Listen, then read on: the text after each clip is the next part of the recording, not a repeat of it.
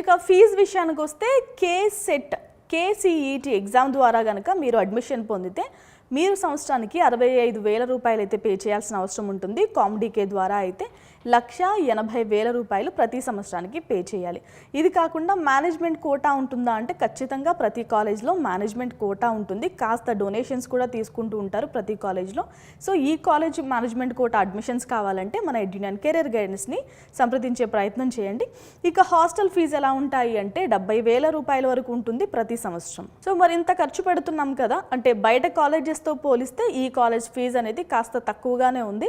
అంటే కేసీఈటీ ఎగ్జామ్ ద్వారా వస్తే కనుక మరి రిటర్న్ ఆన్ ఇన్వెస్ట్మెంట్ ప్యాకేజెస్ ఎలా ఉంటాయి, ప్లేస్మెంట్స్ ఎలా ఉంటాయి అంటే హైయెస్ట్ ప్యాకేజ్ వచ్చేసి 2023 ట్రెండ్స్ చెప్తున్నాను, 30 లక్షలు పర్ యానం వీళ్ళైతే ఆఫర్ చేశారు. ఇంకా యావరేజ్ ప్యాకేజ్ వచ్చేసి 6.5 లక్షల రూపాయలు ఆఫర్ చేశారు.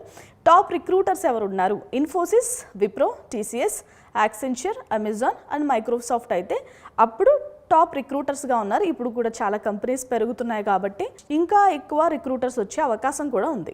ఓన్లీ స్టడీస్ అయినా ఇంకేం ఎంజాయ్ చేయలేమా అంటే క్యాంపస్లో ఈవెంట్స్ జరుగుతూ ఉంటాయి, క్యాంపస్ లైఫ్ను కూడా ఎంజాయ్ చేయొచ్చు. టెక్నికల్ క్లబ్స్ ఉన్నాయా అంటే కోడింగ్ క్లబ్ ఉందండి, రోబోటిక్స్ క్లబ్ కూడా ఉంది.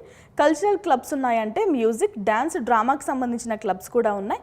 ఇక స్పోర్ట్స్ విషయానికి వస్తే క్రికెట్, ఫుట్బాల్, బ్యాడ్మింటన్ స్పోర్ట్స్ అయితే కూడా వీళ్ళు ఆడిపిస్తూ ఉంటారు. సో చాలామంది తెలుగు రాష్ట్రాల్లో స్టూడెంట్స్ ఏం చేస్తూ ఉంటారంటే ఆంధ్ర, తెలంగాణలో సెలెక్ట్ చేసుకున్న తర్వాత మోస్ట్లీ బెంగళూరు, కర్ణాటక రాష్ట్రంలోనే ఎక్కువ చదవాలని ట్రై చేస్తూ ఉంటారు. అండ్ ఢిల్లీలో ఇలా రకరకాల ప్లేసెస్లో చదవాలనుకుంటారు. కర్ణాటక రాష్ట్రంలో ఉన్న one of the top college ఏది అంటే బిఎంఎస్ ఐటీ కాబట్టి సెలెక్ట్ చేసుకునే ప్రయత్నం చేయండి. ఇఫ్ ఇన్ కేస్ మీరు కనుక ఎగ్జామ్ రాసుంటే, లేదు మేనేజ్మెంట్ కోటా అంటే మన ఎడ్యునియన్ కెరీర్ గైడెన్స్ని సంప్రదించే ప్రయత్నం చేయండి. Thanks for watching. మీకు ఇంకేమైనా డౌట్స్ ఉంటే ఒక కామెంట్ అనేది డ్రాప్ చేయండి.